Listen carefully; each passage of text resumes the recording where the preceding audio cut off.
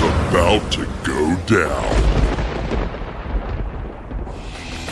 Burning your ears with another all-killer and no-filler episode of the best motorsports radio on the planet. It's the Down and Dirty Radio Show, powered by Polaris RZR. With your host, Jim Beaver. Sliding trophy trucks, jumping razors, and dropping the mic at events across the country. Amy Hood. What's up, guys? I'm a professional fun haver, dirt bike rider, and monster truck driver. With support from Polaris RZR, General Tire, Subaru, and Dirtfish. Hang on tight, strap in, and get ready to smoke some tires and lay some roost. Here's the man who carries a steering wheel in one hand and a mic in the other. Jim Beaver.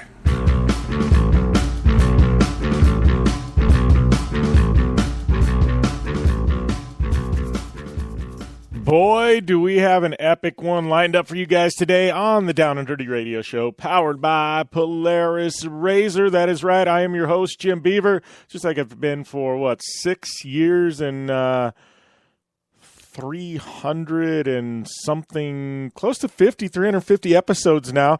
But thank you guys for tuning in, keeping it locked and loaded here. I know it's a special Wednesday show, maybe throwing some of you for a loop. I got to tell you, I got to be honest, now that we moved to Saturdays and Sundays in national syndication, it gives me a little bit more of a window to do our weekly online show. I think it's really going to benefit us. I can be live at events like the Mid 400, and we can actually be doing a live show for national syndication instead of have to wait for that on a delay. So, that will be good. But once again, when I'm late traveling home from Crandon, which we're going to talk about in this first segment, it gives me an extra day to prep and get good guests, and I'm not rushed, not throwing a show together at the last minute. So I think it's going to benefit us all, but once in a while, it's going to throw you guys for a loop, and we're going to be on a one-day delay. So sorry about that, but, we do have a really, really good show for you lined up today. 2 guests. Both of the interviews are really long, span multiple segments. Johnny Greaves, what more can I say? The legend, one of the greatest short course racers of all time. He is on the show today. And then we've got CJ Wilson, a dude that I've been a fan of back when he won me a fantasy baseball championship in 2011 when he was pitching for the Texas Rangers. Went on to pitch for the Angels as well. He was a Cy Young contender at one point. But he's a massive race car fan, and he's racing Pikes Peak. So we got CJ Wilson on, spanning a couple segments as well. So loaded show today. Lots to talk about. Send your questions at JimBeaver15, and we'll be back after this on the Down and Dirty Radio Show, powered by Polaris RZR. You want extreme performance, reliability, and the most fun you can have on 4 wheels? The Polaris RZR brings it to you. But you don't need to take my word for it. You can take theirs. I'm Tanner Faust, and I choose the Polaris RZR because it's the most fun you can have with a steering wheel. What's up? I'm Ronnie Renner, and I choose Polaris RZR because it's the sickest, most reliable side-by-side on the planet. What's up, everybody? Heavy D from Diesel Brothers. Listen, I'm on Team RZR because it's hands down the best piece of machinery on the planet. I'm RJ Anderson, and I choose Polaris RZR because it's the most fun, most capable machine. Action sports stars, TV personalities, and some of the best race car drivers in the world all choose Polaris RZR because it's the ultimate combination of power, suspension, agility, and fun. Find out more information on the web at PolarisRZR.com or follow at Polaris RZR on Facebook, Instagram, and Twitter, and use the hashtag RazorLife to share your story. The Subaru WRX and WRX STI, a 268 horsepower turbocharged Subaru Boxer engine, rockets the WRX around corners and down straightaways. A race-ready 305 horsepower turbocharged Subaru Boxer engine keeps the WRX STI a rally legend. The Subaru WRX and WRX STI, it's not a sibling rivalry, it's a tag team. Get the latest from Subaru Rally Team USA at Subaru.com/rally. When looking for a new wheel for your off-road vehicle, car, truck, or UTV, the choice is easy. You choose what the pros use. Rob McCachran, Keegan Kincaid, and myself, Jim Beaver, all exclusively use Vision Wheel, whether we're dominating Baja, taking the cup at Crandon, or shredding UTVs. Vision Wheel's trend-setting designs and durability will set you apart from the competition and your friends. Check out VisionWheel.com or at Vision Wheel on social media to learn more. Whether you're looking for a tire that balances high performance responsiveness and traction in wet and light snow conditions, excellent handling and traction in wet and dry conditions, or a summer performance tire designed with the driving enthusiast in mind, General Tire has you covered. From the all-new G-Max RS to the Grabber ATX, no matter what you drive, General Tire will get you where you're going. Learn more at GeneralTire.com. General Tire, cruising with the Down and Dirty Radio Show since 2012. Looking to have some fun on four wheels? Dirtfish Rally School has you covered. Packing as much adrenaline and adventure as you can handle into high-performance all-wheel drive and rear-wheel drive Subaru rally cars is where the fun begins at Dirtfish. Just 30 minutes outside of Seattle in Snoqualmie, you'll get a chance to train up to 3 full days with some of the country's best instructors and be put through the high-octane rush of rally on mud, dirt, and tarmac. Get started today and call 425-888-7715 or visit us online at dirtfish.com and use code 911 for a 15% discount.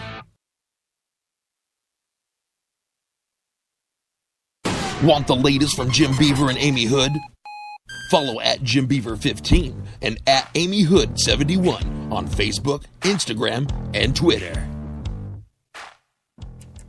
Welcome back to your favorite motorsports radio show, my favorite motorsports radio show, the Down and Dirty Radio Show. And yep, we are powered by Polaris Razor. Thank you guys for tuning in. Definitely going to be a slam-packed show today. Once again, like I said in the preview, we got Johnny Greaves, the legend Johnny Greaves. You know, we get into this is a pre-taped interview I was able to do a while back, but a while back, talking about yesterday. But you know, we get into talking about his career. CJ, obviously the race this past weekend, kind of short course in general, the health of short course. What's next for Johnny? Potential retirement, desert racing. We span the gamut. King of the Hammers. A lot of fun catching up with him. I think you guys are going to enjoy that. And then CJ Wilson, hour number 2. This is another one I had to pre-tape. He's up at Pikes Peak getting ready to do battle on the mountain, but I was able to catch up with him. You know, we talk a little bit about baseball, a lot about racing, and about his first time attacking Pikes Peak. I think you guys are going to enjoy that one. So a couple of great guests today. But before we get to them, we got to talk about a little racetrack in the middle of nowhere, Wisconsin. No offense to those of you that listen or that live in Crandon or the surrounding areas. I didn't mean that badly, but yes, Crandon, Wisconsin. This is a place that I've been going a couple years now, and I got to tell you, it never, ever ceases to amaze me how just phenomenal this place is. And you know, this is my first time they call it Spring Crandon, which I guess technically it is. It's in June, so I kind of feel like it's Summer Crandon. But yeah, so Spring Crandon, the brush run as they call it. This is a big race. There was a lot of eyes on it. You know, it's one of those where, you know, Torque went away last year for many reasons. I know there was a lot of fans of the Torque series, you know, and Torque had a lot of things to be a fan about. You know, they went away for one reason or another, you know, business decisions, whatever. The Tracks decided to part ways with Torque. Torque is no longer. Tracks went to Lucas, said, hey, we still want to go racing. We need your help. Lucas came in, you know, in about 6 weeks, put together something that would take 6 months to a year to normally do. And we are racing in the Midwest, right? I know a lot of fans are very critical of things. And this is just me talking from the heart, right? A lot of fans have been critical of things and, you know, this and that, and they didn't do this, and, you know, this series did that, and, you know, poking the bear. I'm like, come on, man. You know, the thing to look at here, there was over 250 entries at Crandon. And I ask you this, like, would you rather see 250 race cars out on track, or would you rather see 250 race cars sitting in garages? I'd rather see them out on track. I was there. Weather sucked. Crandon still battled through it. We had racing on track and some epic races, beautiful conditions on Sunday. And literally, as a checkered flew on the Cup race, 5 minutes later, rain came down. It was everything just ended up being the perfect storm. We've got some makeup races for Pro 2 and Pro 4. We're going to have, like, I guess, probably a triple header weekend at some point in the future. But it was just a phenomenal weekend. You know, those of you tuned in to hear me and Tess Sewell and on the live stream, thank you. You know, it's I got to be honest with you. You know, I know Midwest short course. I know a lot of the sportsman drivers, but I'm still learning everyone. 250 entries. You tell me, what you know about all 250 of those entries. I don't care how diehard of a fan you are. You're going to learn something, right? And I think it was a learning experience for both myself, for Lucas, for Crandon, for everybody involved. But at the end of the day, we had an epic racing weekend. Fans showed up, battled through the weather, 250 entries, racing went off. I'm excited about not only fall Crandon, but the next round at ERX. I've said it from the beginning. I'll say it again. Don't judge the future of short course based on 2018. Now, 2018 is a very special year. But, because we're finally, unified. But at the end of the day, you can't judge the entire, how this thing is going to be long term on this year. This is a year that we're just lucky there's racing, let's be honest. So, and I think as we're going to see and as things are going to play out, it's definitely going to, get better. Not that things were bad by any means. They were phenomenal. But I think we're going to see things taken to another level. And as you hear in this Johnny Greaves interview coming up here in the next segment, man, he's excited. Like Johnny said, he's like, you hear this in the interview, but Johnny goes, look, man, he goes, I get it. He says, we race Pro 4 CJ and I, and he says, there's not a lot of competition in the Midwest. And he says, when I get that competition, when the Renazitters come like last year, he says, Bryce, Kyle LeDuc, he says, man, it gets the blood pumping. He says, I love the competition, and I think that's what we're going to see long term. You're going to see the best Pro 2s and Pro 4s and lights and buggies and UTVs from the Midwest doing battle with the guys on the West Coast for supremacy. And, that's what is going to make this whole thing special. It's just going to take a little bit of time. So if you're a fan, I know I just had to do that opening segment, just let you know. But it was a phenomenal weekend out there at Crandon. We'll get into some results and things like that later on in the show. But I was just blessed to be a part of it. Thank you to Lucas Oil and everybody who had me out. And I got to say, if you guys are looking for a vacation, if you go to any of the Midwest short course rounds, but if you want to see something special, Labor Day Crandon this year is going to be a special one. It's 49th annual one. You're probably going to have to sleep 45 minutes away from the track because hotel rooms have been sold and camp spots have probably been sold out for months at this point. But I really, really think you ought to put it on your calendar. And if you can't do it this year, I'm telling you right now, call your boss, put in the vacation time, because next year is the 50th anniversary of Crandon, and they are going to blow the roof off the thing. I can promise you that. You're going to see every single one of the biggest, best race off-road short course drivers in the country. They are going to be there next year, and it's going to be special. So I'm telling you, Labor Day 2019, you have no excuse not to be there. You've been put on notice. You got 15 months to get that time off of work, save your pennies, and make your way to Crandon, because it is going to be epic.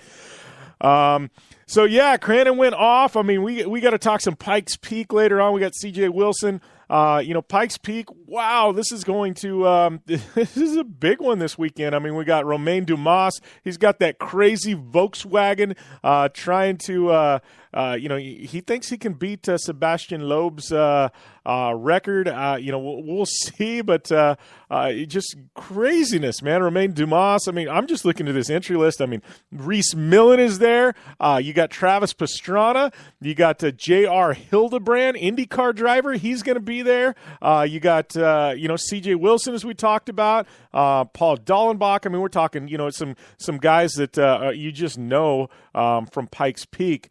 We got, Dallenbach, that's another name that you see there. Vashholz, legendary name on Pikes Peak. So that is all coming up. I mean, you're going to see it throughout the week, but next Sunday, or this Sunday, June 24th, is when this thing really kicks off. I know they're going to be doing some live streaming. Don't know all the details and stuff about that, but wow, Pikes Peak this week. And this one, I gotta be honest with you guys. It snuck up on me. I knew it was coming. I've been so busy with Crandon and everything else I've got going on that literally just kind of spaced it, but this is a big one. We're going to talk about it. Hopefully, we'll have some winners on next week or some competitors. We'll see. I'd like to get Travis Pastrana on because he's doing his Evel Knievel jump in a couple of weeks too. So maybe we'll try and get TP on the show. I'll have to shoot him a text. But, we got so much to cram into this show. Interesting note, though, Ryan Sipes, he's racing Muddy Creek this weekend, motocross racer.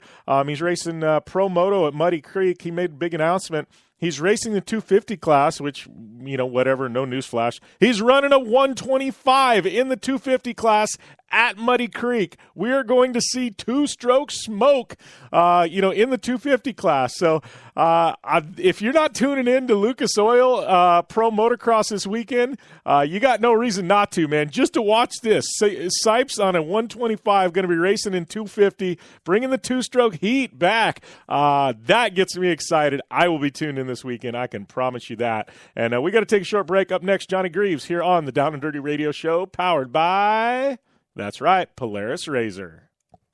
I'm Polaris rider Jim Beaver. I race trophy trucks professionally, host a Down and Dirty radio show, and also travel the country announcing motorsports events. I've seen it all, and trust me, I've done most of it. So when it comes time to relax on the weekend, nothing is better than taking time with my family in our Razor vehicles. They've got the reliability I need to just pick up and go explore the desert, dunes, or trail, and have the capability to attack even the harshest terrain. If you're looking for some of the most reliable and safest, and hands down most capable off-road machines in the world, look no further than Polaris and their award-winning lineup of Razor vehicles. Whether you want your daughter to experience off-road driving for the first time in a Razor 170 like me, take the entire family out in a Razor XP4 1000 on the weekend, or shred the desert and dunes in the all-new Razor XP 1000 Fox Edition, Polaris has you handled. Take my advice and join me and some of the best drivers in the world by driving a Polaris Razor. Check out the full Polaris Razor lineup at Polaris.com or follow them on Facebook, Instagram, and Twitter at Polaris Razor.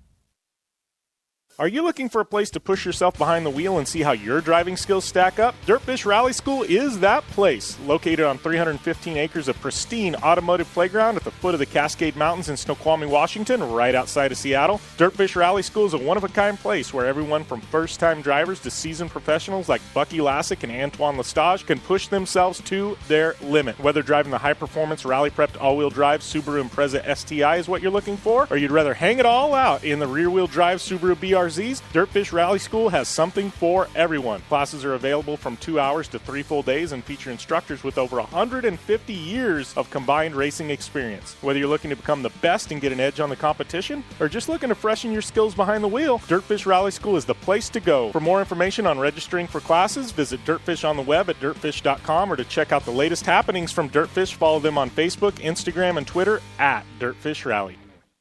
More than just a slogan. Anywhere is possible with General Tire. General Tire's Grabber X3 mud terrain tire offers aggressive styling and is engineered for durability with innovative performance features that are ready to carry you through extreme mud, dirt, and rock-covered terrain. For extreme traction that's ready for anything and rugged styling to match, look no further than the Grabber X3 from General Tire. Make your anywhere possible by visiting GeneralTire.com today. General Tire, aggressive styling with the Down and Dirty Radio Show since 2012. The Subaru WRX and WRX STI, a 268-horsepower, turbocharged Subaru Boxer engine, rockets the WRX around corners and down straightaways. A race-ready 305-horsepower turbocharged Subaru Boxer engine keeps the WRX STI a rally legend. The Subaru WRX and WRX STI, it's not a sibling rivalry, it's a tag team. Get the latest from Subaru Rally Team USA at Subaru.com/rally. Thanks for tuning in to the Down and Dirty Radio Show, available live online in syndication on networks across the U.S. and available internationally on the American Forces Network.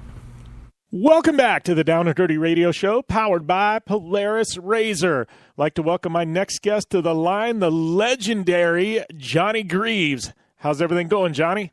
Really good, Jim. Glad to be home and drying off a little bit. Yeah, it was an interesting weekend, I guess we can say, for the kickoff of the new Lucas Midwest Short Course League. But all in all, I mean, we got it locked in there at Crandon. I think things turned out all right. Obviously, good for you. What is it, the 6th Cup win you've got now? Yeah, the 6th Community Cup win and 2 Borg Warner Cup wins, so 8 total. But yeah, that was the 6th one I got in the spring. Back-to-back wins. I got it last year too. So, yeah, either way, weather or no weather, it ended up being a great day for me and the team, and definitely challenging, but everybody survived and did their job, and the Lucas guys were really good to work with, and I thought it went pretty smooth for something that was put together, let's say in the final hour somewhat, but glad it all happened, and really looking forward to what it has to offer in the future. Yeah, well, we're going to talk about that a little bit, but I gotta say, we're sitting up in the booth and we're calling the live stream and TV, and you got out in the lead in the first race, and it was one of those, like, in my opinion, there's 2 guys in all of off-road that if they get in the lead, it's just a complete lock. And that's Rob McCachran and Johnny Greaves. Like, you guys get clean air, and it's like game over. You're gone, right? And then all of a sudden, out of nowhere, Tess and I are calling this, and it was like the ghost spin. Like, it was something I've never seen you do in your career. I'm not saying it hasn't happened, but I haven't seen it. What the heck happened there? You got out in the lead, and I was just like, it's game over. CJ's got no chance to catch him now. And you went around that corner, and I know it was a little slick in that in the gravel pit there, but what happened? That's a good question. I mean, I don't know if the track had some like soft spots and hard spots, and it was like sinkholes, and they would pop up and bite you every once in a while. And I don't know, I was running that line. I think it was lap 3 or 4 or something, and everything was going fine. And I don't know if I just came in there a little too hard and with the car stepped out and didn't get on the throttle early enough, or maybe the front tires were just in enough slick where they just weren't pulling me out like I was expecting them to. And yeah, it was definitely the ghost spin, because it caught me by surprise. It went around quick, and I thought it was broke for a minute, and then it climbed up the side of that bank and back through the mud, and off we went. Yeah, well, I know going into that corner, too, it looked like there was some really, and especially in like the Pro Light race and UTV race, you could really see it, but the brake bumps were getting really bad going in there. I mean, it was offsetting some trucks like fierce. Yeah, that's where all the water collects. It runs down to that bottom corner, and that's bank, so there's nowhere to go. So they dig these big trenches, and then once they drain the water, they fill them in, and I don't think they pack them hard enough, or it's just, you can't get it all packed in time. And, every race that goes through there cups it all a little more, and pretty soon you're airborne going into that turn because of them braking bumps. But I like stuff like that, you know what I mean? It gives it a little bit of, character to the turn, and makes it so you got to think about it. You can't just huck it in there. Yeah. Well, and how was it for you? I mean, this Crandon was something different, too. I mean, in the Cup race, you guys ran the long track, but the short track, I think they were saying that, I think Cliff told me, it's like the only second time in history the Pro 4s have run the short track there at Crandon. I know I was talking to Keegan early on, and Keegan's like, dude, he's like, I've never made a left-hand corner there in my entire career. He's like, that's all new to me. I mean, how was that? Was there any change up for you, making that left and not going out on the outer loop? Or, I mean, was it just, just shorter Crandon, right? Yeah, I mean, it's hard to imagine, but it changes up that whole section from when you come across in front of the crowd all the way up there in the barn. You run that section completely different than you would when you come out of turn 1. And you wouldn't think so, but it just changes the characteristics of that section. It feels almost like you're doing one big oval, with a little chicane in it, because you're just like leaning on the right outside the whole time. But the last time we did it, I had more fun. This time, I don't know, it wasn't as fun as it was the last time we did it. It was under the lights, and it just had it was the first time, so I was actually looking forward to it. But once we raced, I mean, yeah, CJ beat me. That really doesn't have anything to do with it. I just didn't enjoy it as much as I did the first time, and I I was happy that we were going to get to go back on the big track. And when we finally did, I was like, oh yeah, this is the way it's supposed to be done. Yeah. Do you? And I know, like Mikey Vandenheuvel was saying, he changed the gearing in his truck in the Pro 2 to run the short track instead of the outer loop. I mean, did you guys have to do any gearing changes, or just run what you had? No, with the 5-speed tranny, it's kind of like riding a motorcycle or a dirt bike or something. You know what I mean? You just pick different gears for shorter tracks and run. Maybe you run second, third, fourth instead of third, fourth, fifth type deal. So no, it's kind of nice when, with a stick shift truck, you really never have to play with final drive that much. So we were fine where we were at, and it all worked out. I mean, it's still, I was happy to see the crowd hang around no matter what we did. Rain, shine, short track, big track, they stuck it out, and it makes you want to hang in there and entertain. So it was a good deal overall. Yeah. So what's the plans for you guys? I know you guys are running the entire Midwest Short Course League this year, but it's a little bit short in schedule that I think going into this year you guys were expecting. I mean, are you and CJ going to try and bring the trucks out west to any of their rounds at all? We're considering it. We had plans of possibly bringing the Pro 2 to Wheatland this next weekend, and we had it all ready and prepped, and it's still in the back of our head, but man, we got so much work to do now with all the mud. And I mean, we got a week's worth of cleanup, and we probably wouldn't bring the semi there. And then I started thinking about that, and I'm like, you know what, if we can't do it right, let's not go, and right now the semi's a disaster. The awning got rolled up in a rainstorm and, in the mud, and it's just a mess. So, looks like we're going to have to skip this one, which we were kind of looking forward to just bringing the Pro 2 and it being a little bit easier of a weekend for us as far as truck maintenance and work possibly. But I don't know. We'll definitely be doing something here before the season's over. It's just going to be timing, see what works out. Yeah, well, and, I think, talking about the weather there's this iconic picture that Jason Zendrowski posted, and CJ reposted it, but it was CJ completely covered in mud, and I thought it summed up the weekend and what you're talking about pretty well, because, I mean, you couldn't even see his face. You saw the whites of his eyes, and that was that was all there was to the picture. And, it's just one of those, it's like, man, that is Crandon right there. Yeah, there wasn't much white left in his eyes, I think, because yeah.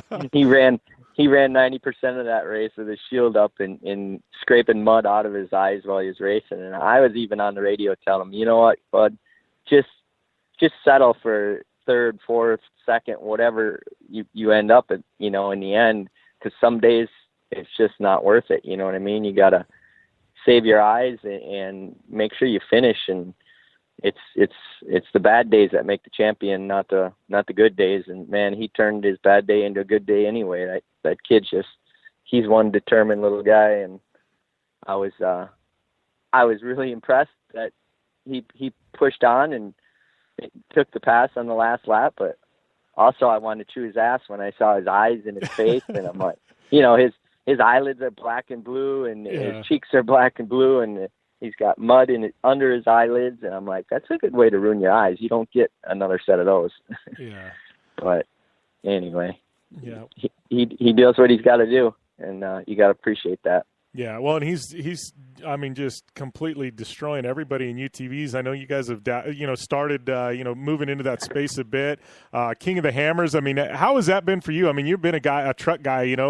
Spent a lot of time in trucks and a little bit of time in buggies and things like that. But trucks for a good part of your career. I mean, how is that? Playing with these UTVs now? Oh, it's a blast. I mean, I keep telling people, it's only been really two years for us now that we've been involved in those, and it seems like a lot longer. But if you would have asked me that first year they came out and kind of did that shortened version of a series, where they put on the UTV 3-race series that first year, and we debuted in the final round at Crandon. But that summer, I don't even think I walked out there to watch them. I was that uninterested, and never had been in one, and didn't even care if I was ever in one. And then when Yamaha offered the deal and we got one and we went out and ran around, I'm like, all right, these things are kind of cool, And then we turned it into a race car and got it working a little better. I'm like, all right, they're actually really fun.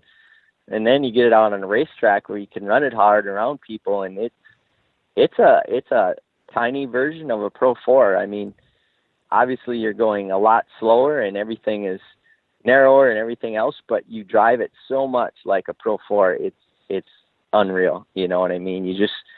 They push if you don't commit, and the characteristics are really, really the same, and it really makes it fun. And the more we mess around with them, the more fun we have. And I would have said I'd never be in one, but now I jump in whenever I get a chance to, and I smile the whole time. I mean, it's definitely never going to replace a Pro 4, but it's right up there in the fun meter. Yeah, well, I know, and my dad, he's been a truck guy forever, and I got into UTVs a few years ago, and door opened with Polaris for me to start doing it. And, as we're doing this first build in the shop, and, car's kind of sitting over in the corner and we're gathering parts, and all of a sudden this box of shocks comes in, and Dad opens it up, and, and he looks and he says, what truck did you order these for? I said, well, that's not for a truck, Dad. I said, that's for the UTV. And he looked at me and goes, that's like the same size coilover we run on the trophy truck. He's like, what, are you really going to put that on there? I said, yeah. I said, just watch. And we'll be back with more from Johnny Greaves after this on the Down and Dirty Radio Show, powered by Polaris RZR. You want extreme performance, reliability, and the most fun you can have on four wheels? The Polaris RZR brings it to you. But you don't need to take my word for it. You can take theirs. I'm Tanner Faust, and I choose the Polaris RZR because it's the most fun you can have with a steering wheel. What's up? I'm Ronnie Renner, and I choose Polaris RZR because it's the sickest, most reliable side-by-side on the planet. What's up, everybody? Heavy D from Diesel Brothers. Listen, I'm on Team RZR because it's hands down the best piece of machinery on the planet. I'm RJ Anderson, and I choose Polaris RZR because it's the most fun, most capable machine. Action sports stars, TV personalities, and some of the best race car drivers in the world all choose Polaris RZR because it's the ultimate combination of power, suspension, agility, and fun. Find out more information on the web at PolarisRZR.com or follow at Polaris RZR on Facebook, Instagram, and Twitter, and use the hashtag RazorLife to share your story. This is Jim Beaver, host of the Down and Dirty Radio Show. Getting down and dirty on the racetrack is all fun and games until it's time to get the dirt off, which is why I've partnered with MotoShield Pro to combat wear and tear on my vehicles. Whether it's the Polaris RZR Star Car, my trick truck, or our fleet of support vehicles, MotoShield Pro keeps us from taking unnecessary damage and spending extra energy on cleaning. No matter the weather or the surface, having proper protection on all of my vehicles saves me plenty of reprep time in a sport where every second counts. Prep your car like a pro. Learn more at MotoShieldPro.com.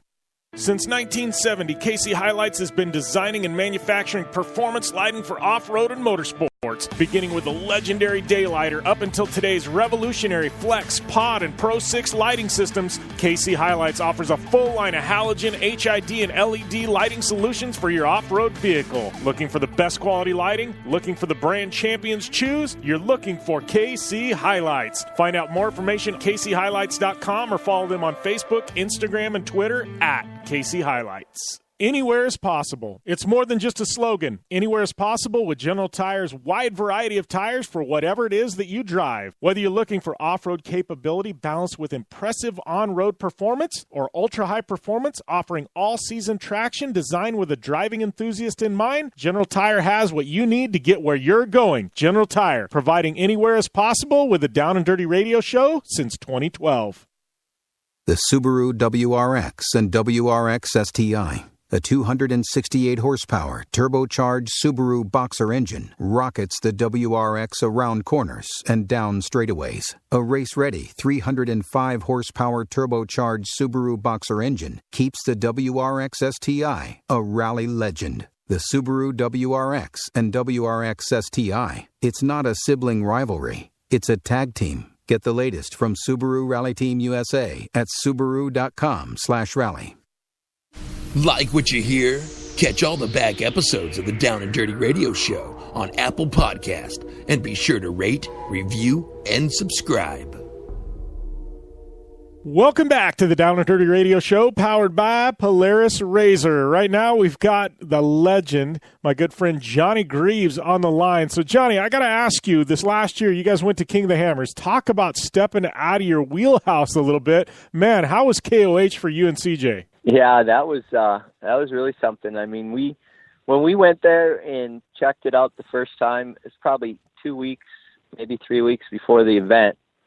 And we thought we better run out there and just experience it so we don't show up there totally blind and shell-shocked. And, man, we got there, and, I mean, we were there by ourselves. There's no one out there, and we didn't know the terrain. And we went and climbed up that little qualifying hill, you know, because we could tell that it had been used. And we were, like, intimidated over that, you know. And then later on that day, we had a friend come out there and show us some of the other trails, and we told him where we went, and he laughed at us, and he's like, yeah, that's not even a hill. Let me show you what's real here. And I'll tell you what, when we got done that day, I was like, I don't know if we're cut out for this, because we struggled, you know, but obviously we learned so much that day, or we were there for 2 days, I think, and just in car setup and how to maneuver the rocks and how to think your way through it and where to carry speed and where not, and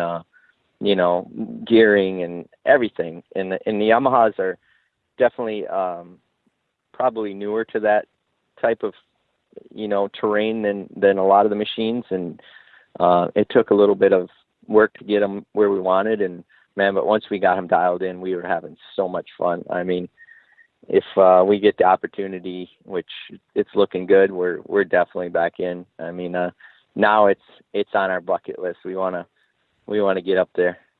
Yeah, well, you guys have been doing a lot of fun in them. I mean, you did, like, what was a year or so ago, you went and did, like, an ice race on a frozen lake. I can't remember the name of it. I had an opportunity to go up there, and I had a date conflict. There was some family thing, and somebody they were going to give me a razor to go race it, and you guys ended up going, and I think just destroying everybody. But I'm like, I'd love to go and do something like that. But wasn't it like a 100-mile race on a frozen lake or something? 250 miles. 250, yeah. That's it. Yeah, I can't even remember at this point. Man, it's just fun. Yeah.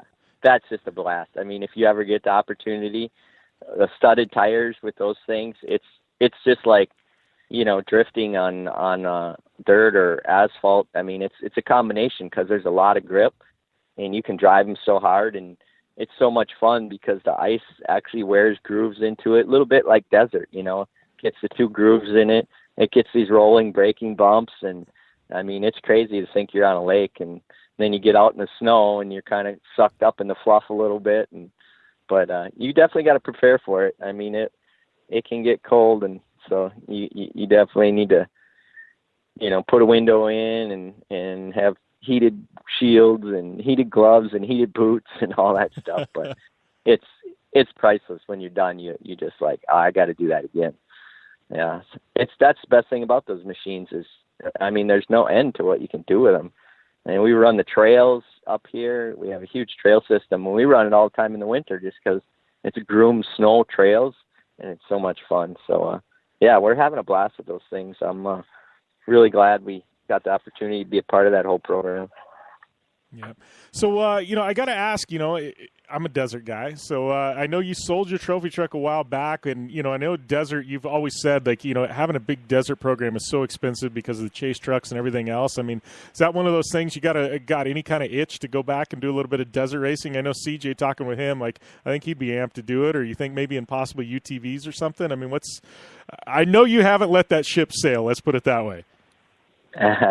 Well, definitely now with the whole, you know, the UTV program expanding so much these days and that market getting so big, I think if we probably went back to the desert, that would probably be where we'd start. You know, it's way more affordable, and we have our foot in the door there. So I think there's a lot of good opportunities. You know, trophy trucks are awesome. Every time I get a ride in one or get to drive one, I cannot believe what they do and what they're capable of. But once again, it's hard to afford that in a short course program. So yeah, I would love to get an opportunity in the desert in a UTV, and we'll see. You know, I mean, Yamaha keeps looking at other avenues and doing more and more of those things. And they kind of got jump on the bandwagon with everybody to keep up with that market. So I'm sure if not us, there'll be plenty of teams doing it. Yeah. Well, before we let you go, I got to ask, I mean, I look at this, this past weekend, and I know we were calling the races and stuff, and I laugh because I've never seen two drivers drive each other as hard, but as clean as you and CJ do. But is there any point where you go, I just got to quit, teaching this kid things. I got to quit sharing the knowledge because he's just getting really, really too damn fast for me. I say that just about every time I line up. It was like in that Cup race. I knew that I had to get the whole shot in front of them, and I'm just better at getting through traffic because I guess I'm not afraid of making mistakes or leaning on somebody. I mean, I just get through quick, and it bites me half the time, and when it doesn't, it really works out good. And I just put the hammer down, and when I saw an opportunity to get a guy right before the turn, so I knew CJ, he was on my tail, so I knew he wouldn't be able to get him until maybe the next turn. I took every chance I got, and that's probably why I won that race is because I got enough distance between us so I could gap him before he got through, and then when he finally got through, I had a little bit of room on him, and I know what I'm capable of speed there and what he is, and he can be, a truck length or two faster than me, pretty steadily. So, when they told me I had 18, 20 truck lengths on him and we only had 3-4 laps to go, I knew I could somewhat cruise and just don't make a mistake.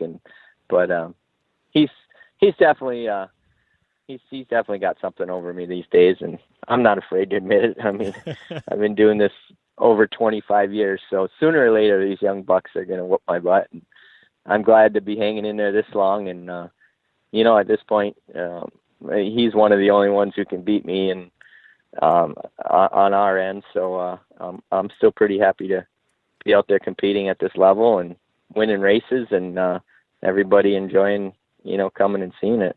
Yeah. So, I mean, looking at this year, I mean, obviously you just took the Community Cup. I mean, what would a, Midwest Championship and, and another, Cup come Labor Day weekend? I mean, what would that mean for your career?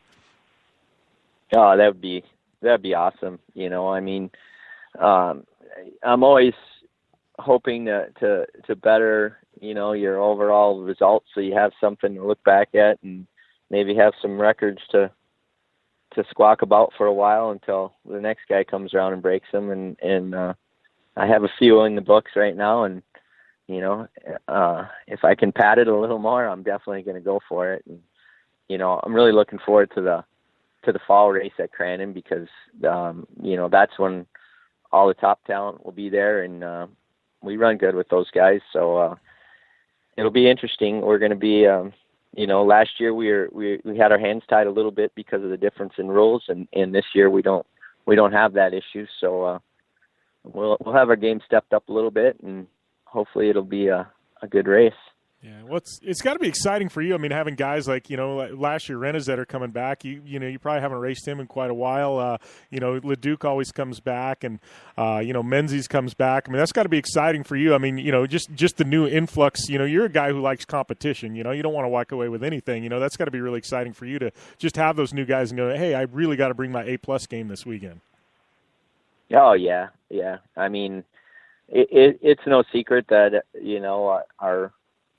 the Midwest is lacking a little bit in Pro 4s, and so we definitely don't have to run it, flat out all the time like the guys do out there. So when we get the opportunity to run with those guys, I mean, it gets your heart pumping again. It's exciting. It reminds me of the old days when we all raced together and there was no, this guy was the best there and that guy was the best there. The guy who was the best that day was the best. And, I had a lot of those days, and last year at Crandon with Carl being back there, it was definitely brought back memories. I wish we would have gotten an opportunity to bang some doors. It would have been fun, but he had some issues, so we never got to do that. But yeah, it's going to be exciting. I'm looking forward to that weekend, and I'm sure all the fans are looking forward to it. And Lucas, now that they can come in there and we know everybody doesn't have to worry about,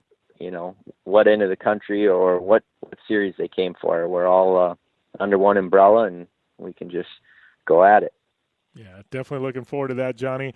Looking forward to ERX, the next one on the schedule. Always a fun track. Congrats on the Cup win, and we'll definitely chat with you soon, buddy. All right. Well, thanks for the call, and appreciate seeing you guys and covering the Crandon race. And, we'll look forward to seeing you in the next one. And it's always fun to catch up with Johnny Greaves.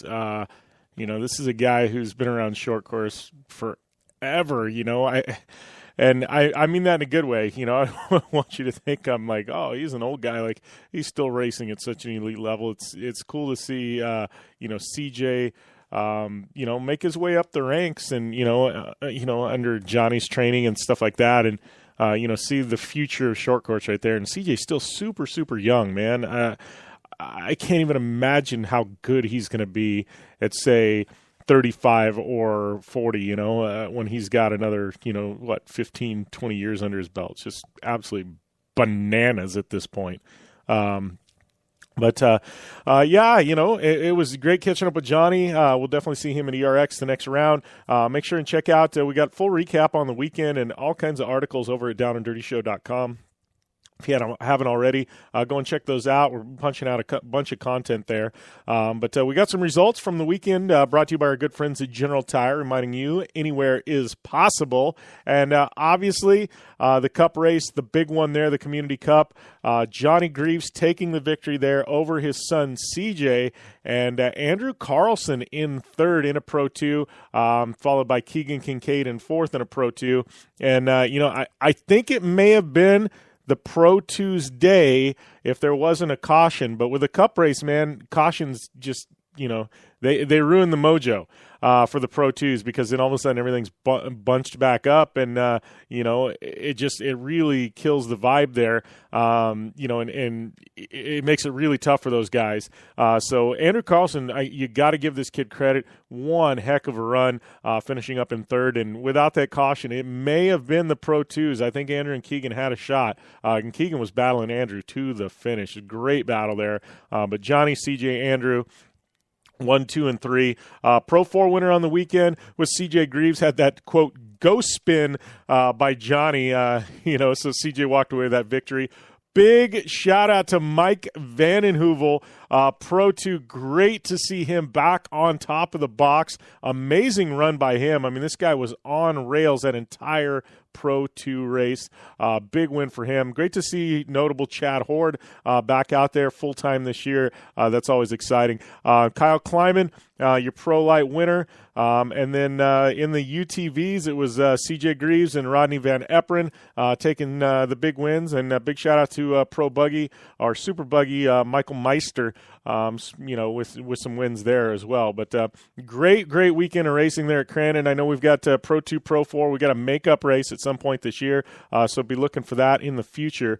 But those were your Lucas Oil Midwest Short Course League results, brought to you by our good friends at General Tire, reminding you anywhere is possible. Check them out on the web, generaltire.com. We'll be back after this on the Down and Dirty Radio Show, powered by Polaris Razor.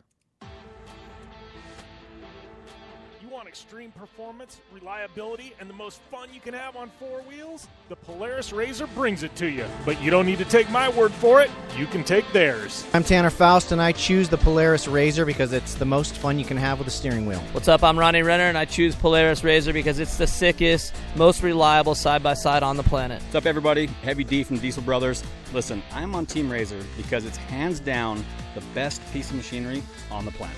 I'm RJ Anderson, and I choose Polaris Razor because it's the most fun, most capable machine. Action sports stars, TV personalities, and some of the best race car drivers in the world all choose Polaris Razor because it's the ultimate combination of power, suspension, agility, and fun. Find out more information on the web at PolarisRazor.com or follow at Polaris Razor on Facebook, Instagram, and Twitter, and use the hashtag RazorLife to share your story.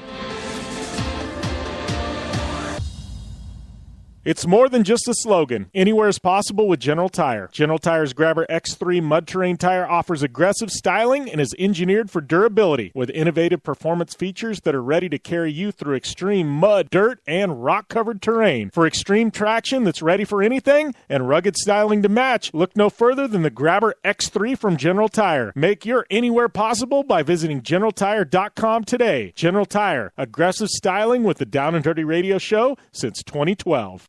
Looking to have some fun on four wheels? Dirtfish Rally School has you covered. Packing as much adrenaline and adventure as you can handle into high-performance all-wheel drive and rear-wheel drive Subaru rally cars is where the fun begins at Dirtfish. Just 30 minutes outside of Seattle and Snoqualmie, you'll get a chance to train up to 3 full days with some of the country's best instructors and be put through the high-octane rush of rally on mud, dirt, and tarmac. Get started today and call 425-888-7715 or visit us online at dirtfish.com and use code 911 for a 15% discount. When looking for a new wheel for your off-road vehicle, car, truck, or UTV, the choice is easy. You choose what the pros use. Rob McCachran, Keegan Kincaid, and myself, Jim Beaver, all exclusively use Vision Wheel, whether we're dominating Baja, taking the cup at Crandon, or shredding UTVs. Vision Wheel's trend-setting designs and durability will set you apart from the competition and your friends. Check out visionwheel.com or at Vision Wheel on social media to learn more. Come to the island and rip it up this summer. Wakeboard Island. It's a skate park on water at Blue Water Resort and Casino.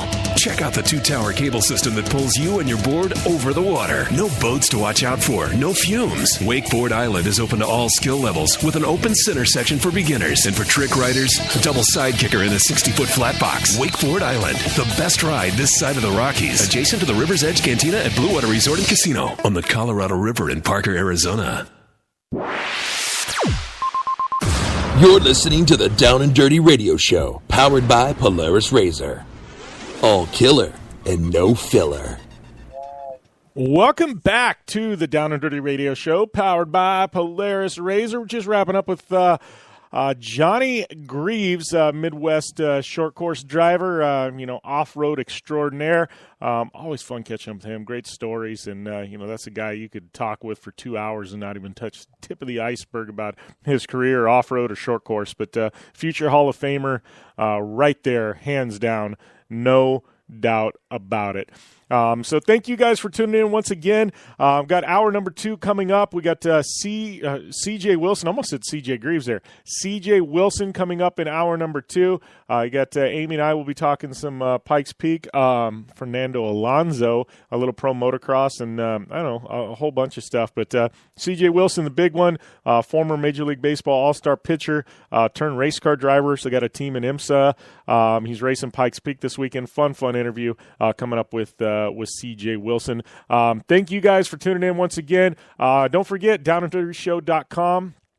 We're punching out a ton of motorsports content. You can definitely check that out, on the website. Make sure and follow us on social media at JimBeaver15. Or Facebook, or at Down and Dirty Show on Twitter. But we got a lot of content we're pumping out there, continuing to grow this thing. Also got my other podcast, Project Action. It's a little bit different, not just motorsports content. We interview some rad personalities in all forms of sports and entertainment. This last week I had Brittany Palmer. You know her, UFC Octagon girl. She's also a professional artist. Amazing interview with Brittany Palmer. You guys definitely want to listen to that. She talks about growing up in Vegas, and kind of some of the traps and pitfalls of growing up in Sin City. How she got into art, MMA, how the doors opened into that. Just an amazing interview with a great guest. So make sure and check that out. You can subscribe on iTunes to Project Action as well as the Down and Dirty Radio Show, and and that way they're always immediately beamed right to your phone. But thank you guys who have done that. Big appreciation. Even if you listen to us live streaming, please subscribe. It definitely helps us out, and leave a rating and review. Those stars definitely help us continue to grow this thing. But we're going to take a short break. When we come back, like I said before, we got a Dirtfish Rally Report and CJ Wilson coming at you on the Down and Dirty Radio Show, powered by Polaris Razor. You want to extreme performance, reliability, and the most fun you can have on four wheels? The Polaris RZR brings it to you. But you don't need to take my word for it. You can take theirs. I'm Tanner Faust, and I choose the Polaris RZR because it's the most fun you can have with a steering wheel. What's up? I'm Ronnie Renner, and I choose Polaris RZR because it's the sickest, most reliable side-by-side on the planet. What's up, everybody? Heavy D from Diesel Brothers. Listen, I'm on Team RZR because it's hands down the best piece of machinery on the planet.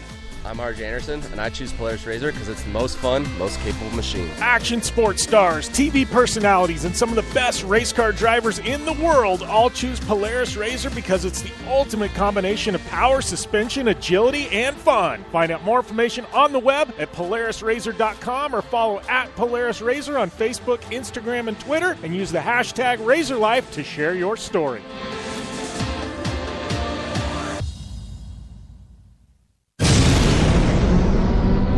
Thanks for tuning in to the Down and Dirty Radio Show, available live online in syndication on networks across the U.S. and available internationally on the American Forces Network. Welcome back to the Down and Dirty Radio Show, powered by Polaris RZR, kicking off hour number 2. Count them 1 and 2 hours every week of the Down and Dirty Radio Show.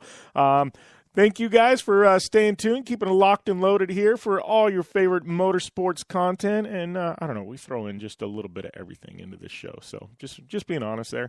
You never know who's going to pop up on air and what we will be talking about. That's for sure. But somehow you guys must like it because you're still tuned in here after 6 years and 350 episodes. So thank you guys once again. Right now we're going to roll into our Dirtfish Rally Report, brought to you by our good friends at Dirtfish Rally School. Find out more information on the web at www.dirtfish.com. Use that coupon code JBDirtfish. It'll get you 15% off all your classes right there at Dirtfish Rally School. Don't forget Summerfest coming up. July 7th, I will be flying up to Seattle. I will actually be your MC. That is right. There at Dirtfish for some giveaways, some radness. They got all kinds of fun stuff happening up there at Dirtfish. Helicopter rides, joy rides in the rally cars. They got vendors, giveaways, car show, displays. Like, it's going to be like a half day of radness up there July 7th. You guys don't want to miss that one. And they actually just announced it's going to be posted to my social media today, and it's on Dirtfish's right now. It's on their website as well. The new American Rallycross series, or America's Rallycross, is coming to Circuit of the Americas. Dirtfish giving away an all-expenses-paid trip, flight, hotel, VIP passes to the race. All that's being given away. They're having a contest for it right now. Go to dirtfish.com or their Facebook page. Get all the details. But if you want to go to Circuit of the Americas, free, paid-for trip to watch Rallycross action, boom, Dirtfish has you covered. So, definitely get in on that. Like, I'm jealous. Like, I want an all expenses paid trip to Circuit of the Americas. I mean, I'm going. I'm going to be going. I'll probably be going to the September round there, but I'm paying, right? You guys could go for free, and I'm exempt because I'm a Dirtfish athlete. So, like, I can't get in on this contest. But you can. I'm telling you right now. Go do it now. That event is not going to disappoint. That coming up actually the same weekend as ERX, the Lucas Midwest Short Course League race in Minnesota. So that was your Dirtfish Rally Report for this week, brought to you by our friends at Dirtfish Rally School. And we are going to be right back after this here on your favorite radio show, the Down and Dirty Radio Show, powered by Polaris RZR. I'm Polaris rider Jim Beaver. I race trophy trucks professionally, host a Down and Dirty radio show, and also travel the country announcing motorsports events. I've seen it all, and trust me, I've done most of it. So when it comes time to relax on the weekend, nothing is better than taking time with my family in our RZR vehicles. They've got the reliability I need to just pick up and go explore the desert, dunes, or trail, and have the capability to attack even the harshest terrain. If you're looking for some of the most reliable and safest, and hands down most capable off-road machines in the world, look no further than Join Polaris and their award-winning lineup of RZR vehicles. Whether you want your daughter to experience off-road driving for the first time in a RZR 170 like me, take the entire family out in a RZR XP4 1000 on the weekend, or shred the desert and dunes in the all-new RZR XP 1000 Fox Edition, Polaris has you handled. Take my advice and join me and some of the best drivers in the world by driving a Polaris RZR. Check out the full Polaris RZR lineup at Polaris.com or follow them on Facebook, Instagram, and Twitter at Polaris RZR. Whether you're looking for a tire that balances high performance responsiveness and traction in wet and light snow conditions, excellent handling and traction in wet and dry conditions, or a summer performance tire designed with the driving enthusiast in mind, General Tire has you covered. From the all-new G-Max RS to the Grabber ATX, no matter what you drive, General Tire will get you where you're going. Learn more at GeneralTire.com. General Tire, cruising with the Down and Dirty Radio Show since 2012. Looking to have some fun on four wheels? Dirtfish Rally School has you covered. Packing as much adrenaline and adventure as you can handle into high-performance all-wheel drive and rear-wheel drive Subaru rally cars is where the fun begins at Dirtfish. Just 30 minutes outside of Seattle in Snoqualmie, you'll get a chance to train up to 3 full days with some of the country's best instructors and be put through the high-octane rush of rally on mud, dirt, and tarmac. Get started today and call 425-888-7715 or visit us online at dirtfish.com and use code 911 for a 15% discount. The Subaru WRX and WRX STI, a 268 horsepower turbocharged Subaru Boxer engine, rockets the WRX around corners and down straightaways. A race-ready 305 horsepower turbocharged Subaru Boxer engine keeps the WRX STI a rally legend. The Subaru WRX and WRX STI, it's not a sibling rivalry, it's a tag team. Get the latest from Subaru Rally Team USA at Subaru.com/rally. Come to the island and rip it up this summer. Wakeboard Island. It's a skate park on water at Blue Water Resort and Casino.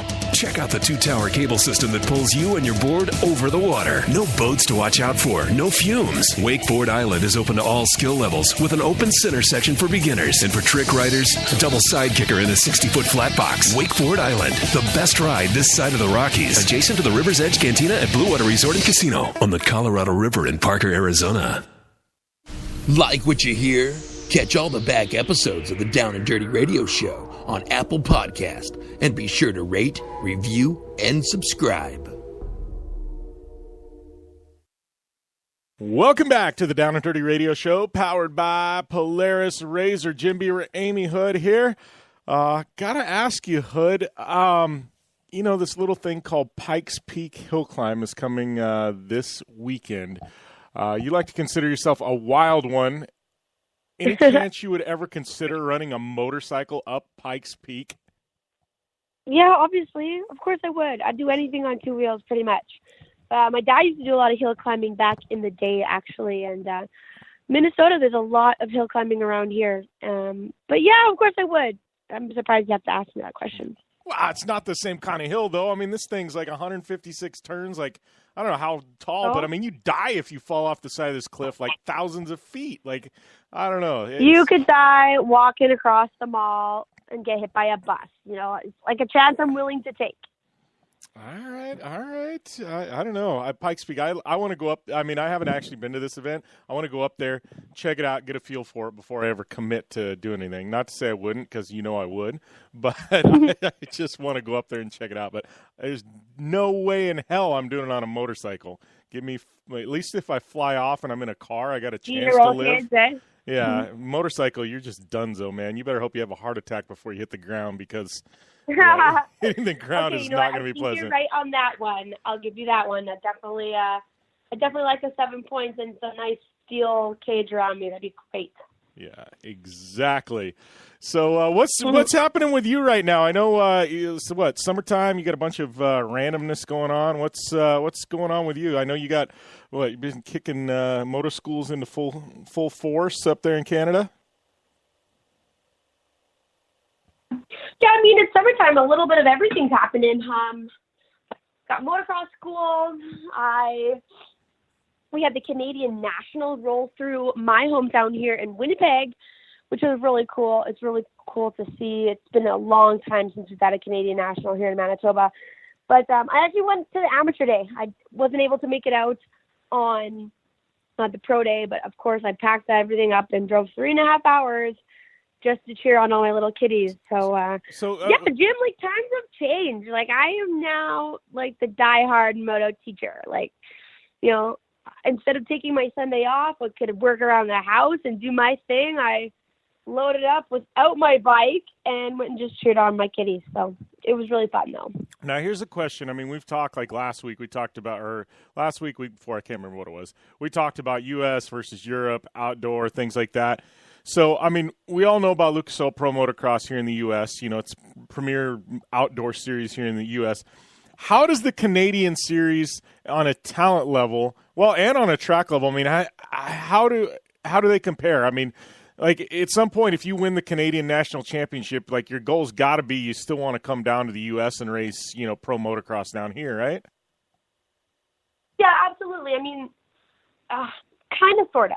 I guess you can kind of see it just even how it is right now. You know, Tony Caroli stays in Europe. Colton Fasciotti stays in Canada. You know, it's just he's a little bit older now. He has a family. He's been doing his thing for quite a while, and he's got a really good, solid gig up here in Canada.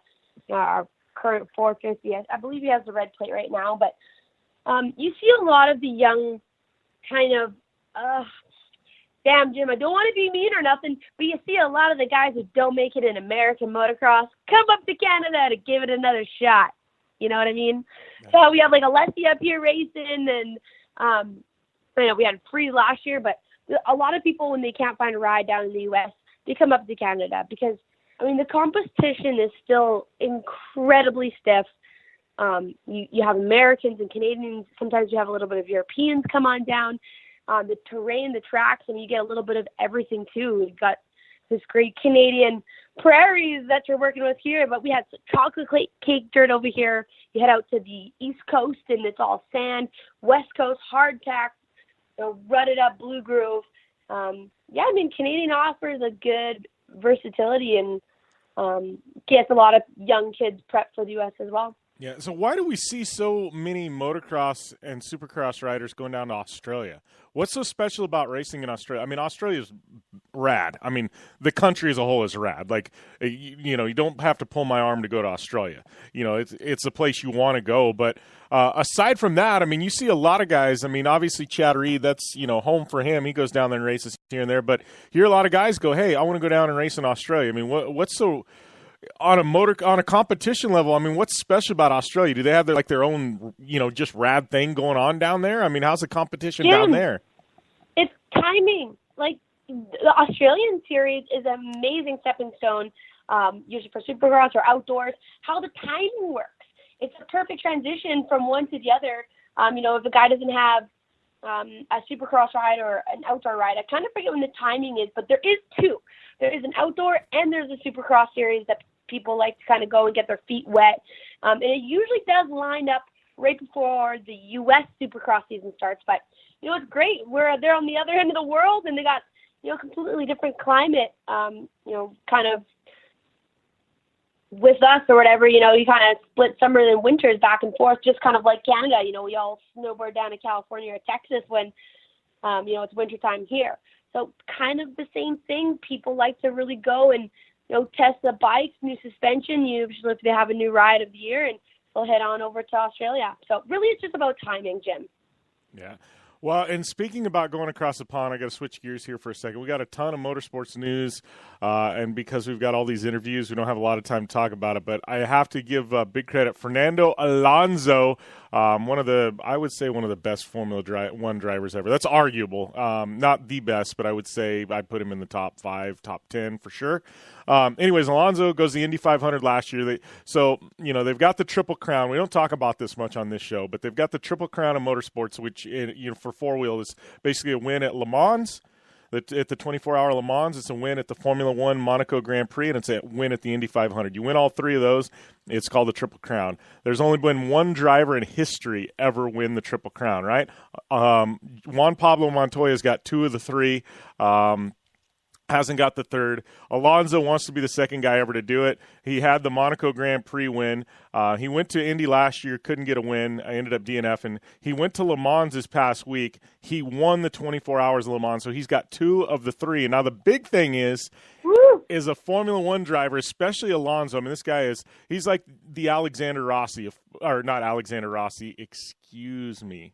Valentino Rossi, I'm thinking IndyCar there. Valentino Rossi of Formula One, right? So to get him to move from Europe to the United States to go race, like that's a massive commitment. So this dude, he's got some decisions to make. Like he's got 2 of the 3. He's getting up there in age. The doors are open in IndyCar. Like, I mean, you know, it would be the equivalent of Valentino Rossi going, all right, I'm going to go race in the United States for a year or 2 in the height of his, MotoGP career, because he wants to go and chase this, I guess, bragging rights thing called the Triple Crown, that only one other person in history's done. I mean, what do you think about that, Hood? I mean, would you do that? He's established. He's got championships. He's got world championships, countless wins in Formula One. Do you stay in Formula One for an extra couple of years, ride out your career, or do you go to the United States, run IndyCar, and try and get the Triple Crown? I think you kind of hit the nail on the head there, Jim. I mean, he's kind of been there, done that. Like you said, he's reaching the end of, like, the tail end of his career. I mean, why not? I mean, if you've done all that you've needed to do and you've kind of, clinched as many championships, you got the red plates on the wall, to be able to kind of revitalize that career or revive that career, if you will, and just, keep the fire burning. And sometimes you got to reignite the spark, and this might just be something that does that for him. But you got to always set new goals, and you got to keep evolving, and you got to keep it going. And I mean, that's something I would do for sure. If I've done everything that I can do, in one direction, then you jump ship and you head the other way, basically. Yeah, and it's one of those, like, he's with a team that's struggling, and I just look at it and I go, do you stay in Formula One another couple of years? The money's going to be really, really good. What are you going to get? Maybe a couple more wins. I don't really think there's a shot at a championship because of the team he's with. Or do you go to the United States where everybody loves him here? Everybody absolutely loves Fernando Alonso. Like, he was superstar celebrity at Indy. It's like, yeah, come to the States, man. Run IndyCar. Change it up. Go, well, who knows? Maybe wins an IndyCar championship. He's that good. But, the Indy 500, I mean, like, being a Triple Crown winner, only the second in history, I mean, that's pretty legit. So, I don't know. Fernando Alonso, he's got a lot of decisions to make coming up. But just thought we'd throw that into the radio show this week, and thought it was pretty big news. But nothing wrong with that. And we will be back here on the Down and Dirty Radio Show, powered by Polaris RZR, right after this. I'm Polaris rider Jim Beaver. I race trophy trucks professionally, host a Down and Dirty radio show, and also travel the country announcing motorsports events. I've seen it all, and trust me, I've done most of it. So when it comes time to relax on the weekend, nothing is better than taking time with my family in our RZR vehicles. They've got the reliability I need to just pick up and go explore the desert, dunes, or trail, and have the capability to attack even the harshest terrain. If you're looking for some of the most reliable and safest, and hands down most capable off-road machines in the world, look no further than Polaris and their award-winning lineup of RZR vehicles. Whether you want your daughter to experience off-road driving for the first time in a RZR 170 like me, take the entire family out in a RZR XP4 1000 on the weekend, or shred the desert and dunes in the all-new RZR XP 1000 Fox Edition, Polaris has you handled. Take my advice and join me and some of the best drivers in the world by driving a Polaris RZR. Check out the full Polaris RZR lineup at Polaris.com, or follow them on Facebook, Instagram, and Twitter at Polaris RZR. This is Jim Beaver, host of the Down and Dirty Radio Show. Getting down and dirty on the racetrack is all fun and games until it's time to get the dirt off, which is why I've partnered with MotoShield Pro to combat wear and tear on my vehicles. Whether it's the Polaris RZR Star Car, my trick truck, or our fleet of support vehicles, MotoShield Pro keeps us from taking unnecessary damage and spending extra energy on cleaning. No matter the weather or the surface, having proper protection on all of my vehicles saves me plenty of reprep time in a sport where every second counts. Prep your car like a pro. Learn more at MotoShieldPro.com. The Subaru WRX and WRX STI, a 268 horsepower turbocharged Subaru Boxer engine, rockets the WRX around corners and down straightaways. A race-ready 305 horsepower turbocharged Subaru Boxer engine keeps the WRX STI a rally legend. The Subaru WRX and WRX STI. It's not a sibling rivalry. It's a tag team. Get the latest from Subaru Rally Team USA at Subaru.com/rally. Looking to have some fun on four wheels? Dirtfish Rally School has you covered. Packing as much adrenaline and adventure as you can handle into high-performance all-wheel drive and rear-wheel drive Subaru rally cars is where the fun begins at Dirtfish. Just 30 minutes outside of Seattle in Snoqualmie, you'll get a chance to train up to 3 full days with some of the country's best instructors and be put through the high-octane rush of rally on mud, dirt, and tarmac. Get started today and call 425-888-7715 or visit us online at dirtfish.com and use code 911 for a 15% discount. For 100 years, General Tire has provided tires for your lifestyle, your adventure, your anywhere. Born from competition, the Grabber tire offers the durability and off-road traction you demand in a tire. We put these tires to the test in the harshest off-road racing conditions to give you a tire that will make your anywhere possible. So let us take you on your next big adventure. Tweet us photos at General Tire, hashtag anywhere is possible. Because with General Tire, anywhere is possible. Like what you hear? Catch all the back episodes of the Down and Dirty Radio Show on Apple Podcast, and be sure to rate, review, and subscribe. Welcome back to the Down and Dirty Radio Show, powered by Polaris Razor. I'd like to welcome my guest to the line, Mr. C.J. Wilson, up at Pikes Peak, getting ready to do battle against the mountain this weekend. How's everything going, my man? Pretty good so far. Thanks for having me on. It's an adventure that, on par with Indiana Jones and the Temple of Doom so far. Yeah, well, and I got to talk about that adventure, but I got to do this because I've been waiting like 7 years at this point to do it. But 2011, man, you won me a fantasy baseball championship and about $1,000. So I really got to thank you for that, because I was $1,000 richer because of your pitching back in 2011. So it's taken me a while to get you online, but dude, thank you. Well, hey, I'm here to make people happy in that regard, then, I guess. But talking about the adventure, Pikes Peak, I know you posted that this is your first time at Pikes Peak, man. Tell me about how this got put together. I want to talk about what's going through your head. I mean, Pikes Peak, this is a big one. I mean, this isn't, this has, it definitely has some challenges in itself. But how did this whole deal get put together, first of all? I think the thing is that there was a really good connection here with Porsche because of Jeff Swart. Jeff Swart has competed at Pikes Peak, over a dozen times, and he's had a lot of success there. He's won overall, he's won his class, he's done a lot of different stuff. And, I think Porsche looks at the Cayman GT4 as a really good customer car that's accessible to a lot of different people, because it's a fairly tame car. It's a car that you can just kind of hop in and drive.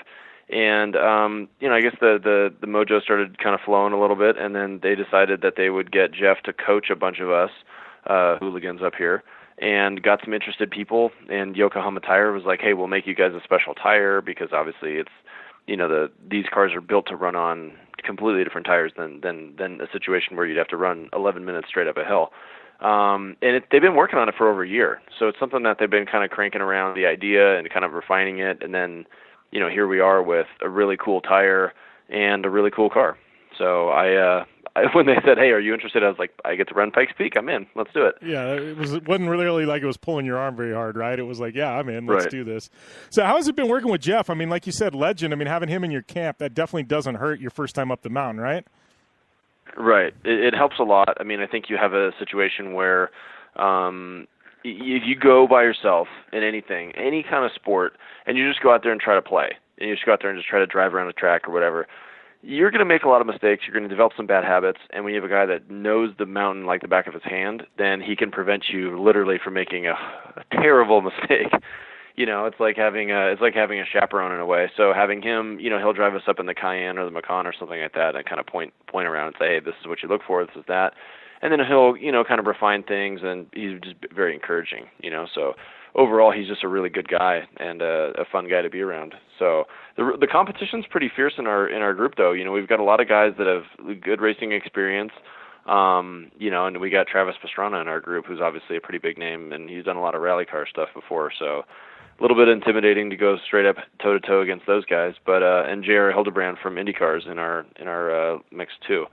So you can't slack off and think you're going to win a watch or something like that. It's not going to happen. Yeah. Well, and, talking about Pikes Peak, I mean, had you ever actually been to the event to spectate or watch or anything before this? Or was this your first time ever actually even seeing the mountain in person? The first time, yeah. I mean, I once I signed up for it, I was like, okay, it's time to really go back through some of this onboard stuff on YouTube and look at it. And that's really what I did. That's the only time I'd ever seen anything about it was just YouTube videos. Everyone's seen Climb Dance or something like that of Ari Vatanen driving up in the dirt. And it's a pretty nutty thing. I mean, you're going up in a really high elevation, so you're dealing with your own sort of hypoxic oxygen starvation situation. The engine's dying and wheezing its way to the top because as a naturally aspirated car, it's losing 3% power, 3% horsepower every 1,000 feet vertical. So it's really kind of a funny equation. As you're getting more and more confident, you're pushing the car, and then it just doesn't have as much for you. But the top section, it's like driving on Mars, and you're driving flat out. You're going around corners in fourth gear at 90 miles an hour, 100 miles an hour. And you're sitting there thinking, in the back of your head, you're like, I'm just going to look at the lines. I'm just going to look at the road. I'm not going to look at the rocks or the cliffs or the vast drop-offs or something like that, because it's like something out of a bad movie if you end up off the side. Yeah, and I know, the first time I went last year to Mount Washington with Pastrana with Subaru when he beat that record. And the first time up Mount Washington, it was one of those where I'm looking off the edge and I'm like, wow, there's like some catastrophic consequences here. And I got a feeling Pikes Peak's got to be the first time you're going up there. You're just driving, I'm sure just regular speeds up there, and you're looking going, oh wow, what did I get myself into? Yeah, I mean, and I brought my wife up here, so she was up here today, and we drove up the mountain after practice and all that stuff.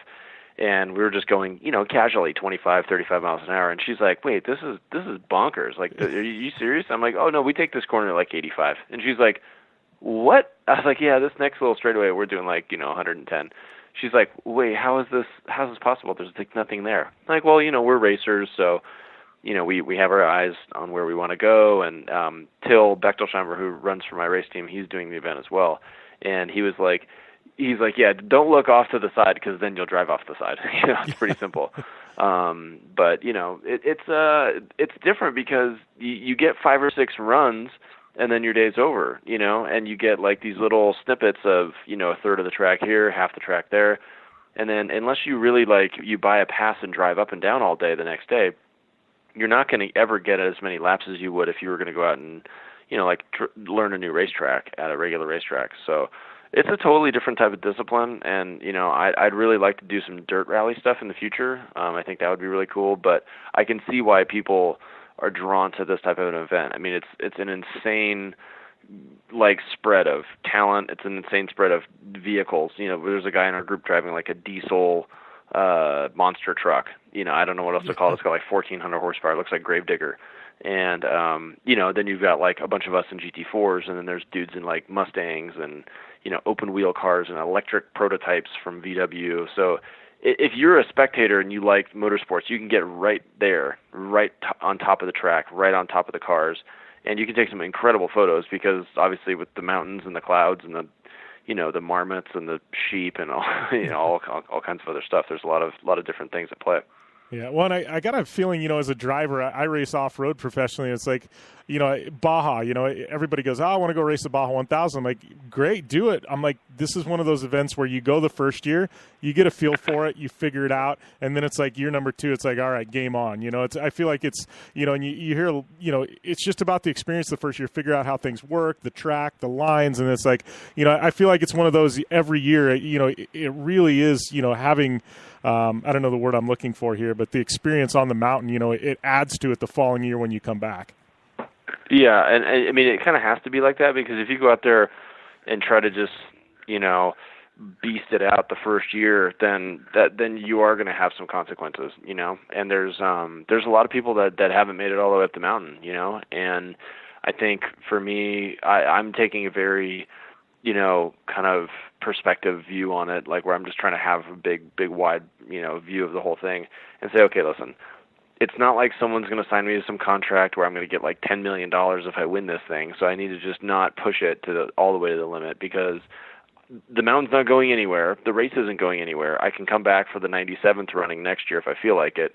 and maybe I should if I'm encouraged by progress. And for me, where I'm at as a racer, I just have to be looking at progress as a sort of indicator of going in the right direction. And eventually you top out at whatever level that is. But as soon as I keep, as long as I keep, progressing and getting a little bit better, then I'm encouraged to keep pushing myself, and that's kind of where I'm personally at. But yeah, I'd love to do Baja or the Dakar Rally or something like that one day. But you have to dip a toe in the water. If you just do a freaking cannonball right into the deep end, then that could be a really bad day for everybody. Yeah, well, and I know with you, and like you'd said earlier, with a Porsche, you've got a lot of experience racing Porsches. I mean, how different is a car you're racing, up Pikes Peak than what you're familiar with and you've raced in the past? Yeah, I'm pretty familiar with the GT4, having had the GT4 street car and the Boxer Spider street car, and, we raced these exact cars for 2 years in the IMSA series. Completely different tire, obviously, different situation where, I can't practice this as accurately on a simulator or a video game like I can at Sebring or Daytona or something like that. But I would say, for people that have they're just trying to imagine it, the tarmac and everything, the surface changes. So in some areas it's super smooth and then you just have a lot of grip, and then you take 3 or 4 corners and then all of a sudden you can get hit with a squall or a wall of fog or something where the road surface is completely, just doesn't have any traction. Then there's another section where you'll be driving so high that you'll be above the clouds, but the sun's in your face. And then another section past that, it's a super bumpy road because literally the ground freezes and expands and then shrinks as it kind of thaws out.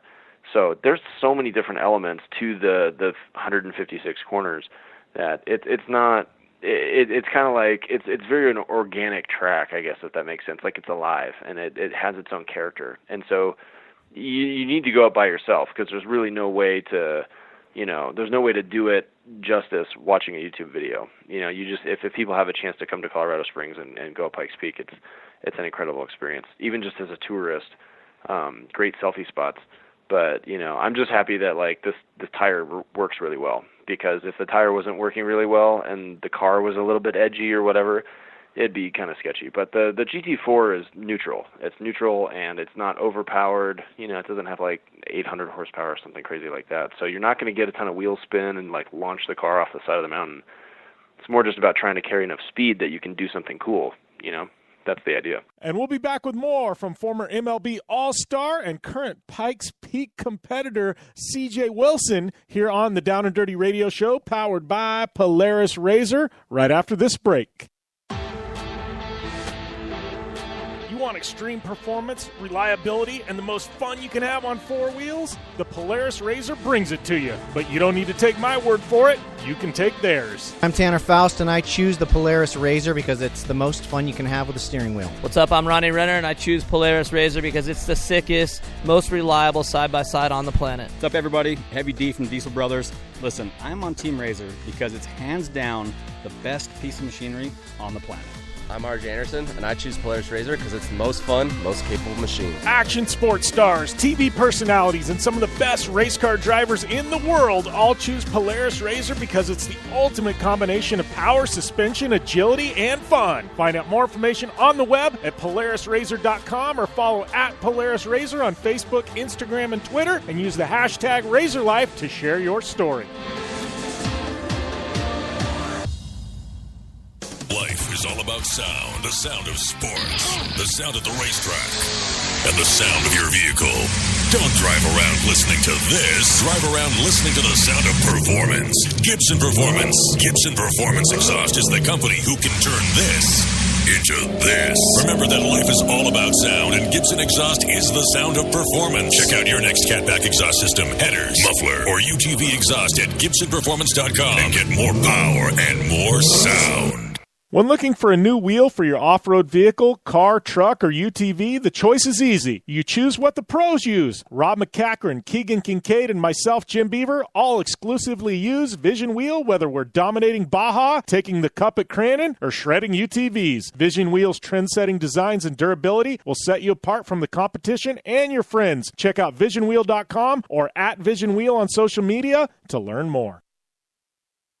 The Subaru WRX and WRX STI. A 268 horsepower turbocharged Subaru Boxer engine rockets the WRX around corners and down straightaways. A race-ready 305 horsepower turbocharged Subaru Boxer engine keeps the WRX STI a rally legend. The Subaru WRX and WRX STI, it's not a sibling rivalry, it's a tag team. Get the latest from Subaru Rally Team USA at Subaru.com/rally. Since 1970, KC Highlights has been designing and manufacturing performance lighting for off-road and motorsports, beginning with the legendary Daylighter up until today's revolutionary Flex, Pod, and Pro 6 lighting systems. KC Highlights offers a full line of halogen, HID, and LED lighting solutions for your off-road vehicle. Looking for the best quality lighting? Looking for the brand champions choose? You're looking for KC Highlights. Find out more information at kchighlights.com or follow them on Facebook, Instagram, and Twitter at KC Highlights. Want the latest from Jim Beaver and Amy Hood? Follow at Jim Beaver 15 and at Amy Hood 71 on Facebook, Instagram, and Twitter.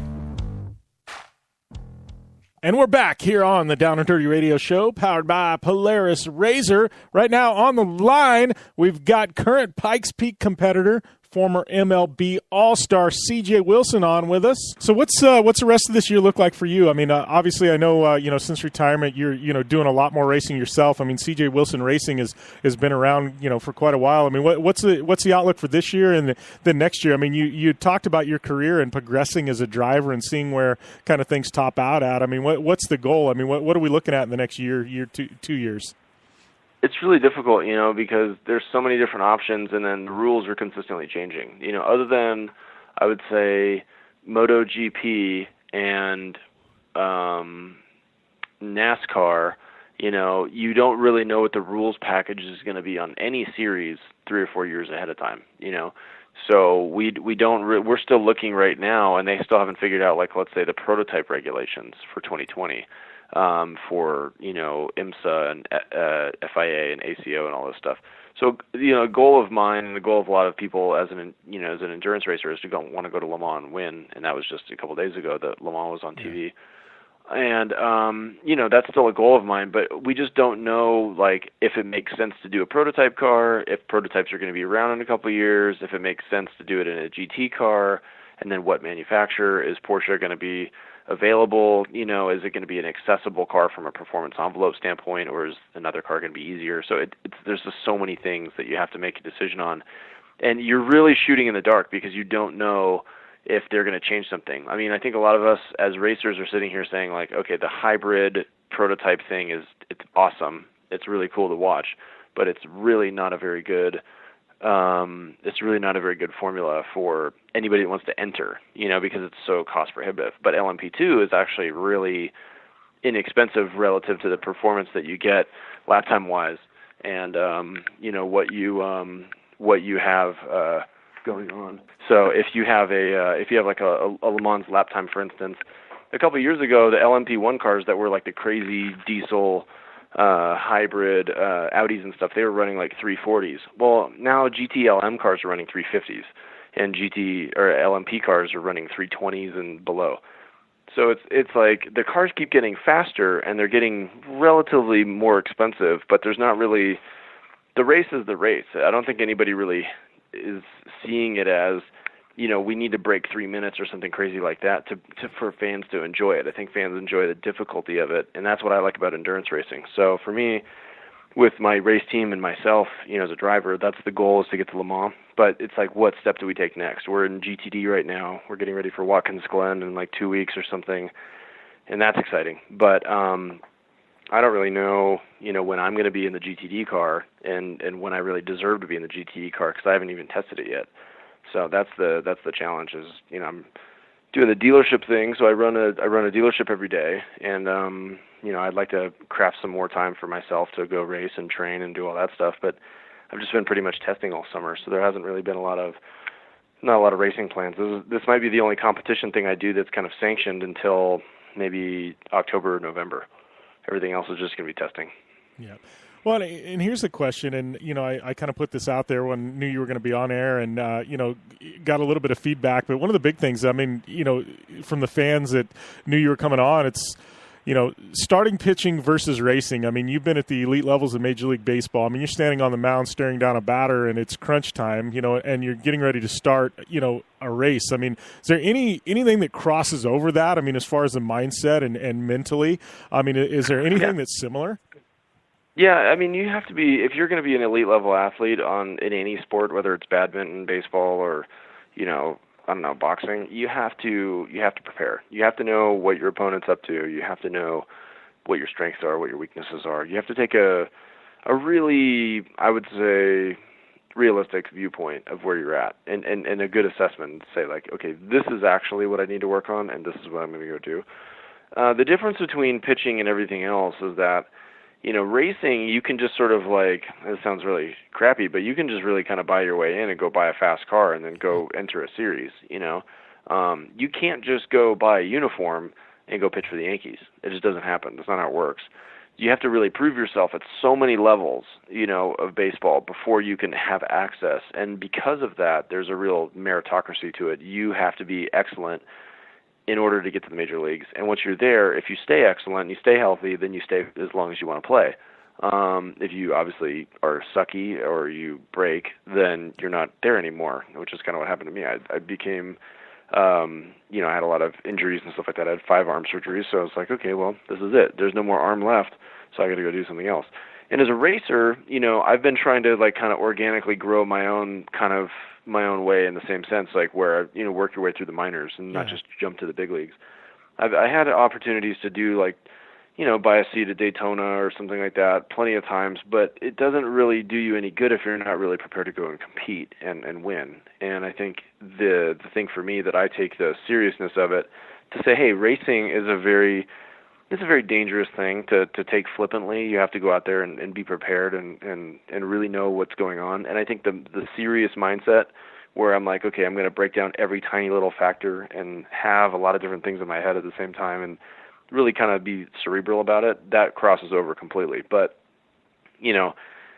racing is completely different. The emotions that you deal with when you're out there, like before a game, as a pitcher versus while you're waiting for the race, the butterflies are similar, but the reasons are different. Like you're never worried about the car crashing until you're racing. You're not worried about your right fielder tearing his hamstring in the middle of the game with the way you're worried about your teammate crashing your car in an endurance race. So that's kind of the stuff that goes on. That's very different. But it's hard to explain too because I think there's like a rivalry, camaraderie kind of gray area that's different with racing that I'm still adjusting to, and where I think a lot of people, I'm getting to know a lot of people, but at some point I'm going to be up against those people. And then are they going to be nice to me or are they going to be jerks because now I'm racing them for position at some point.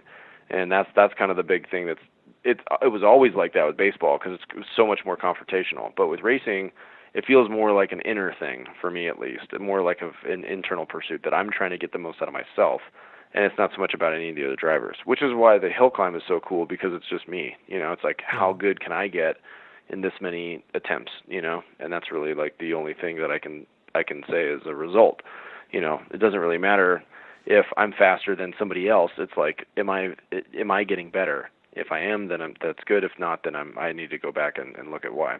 Yeah, well, it's one of those things year to year. If you're to come back next year, it's the same thing. It's just you versus the mountain. So, you lay down some times this year, and then all of a sudden you come next year and you're 10, 15 seconds quicker. It's like, oh, wow, I made some massive improvements this last year. If you come back and you're the same, it's like, oh, what happened here, Right, and that's the thing, too, that you take somebody like Travis who's got kind of a lot of different I almost said like nitro circus experience, but what I mean is like extreme sports / high horsepower, low grip.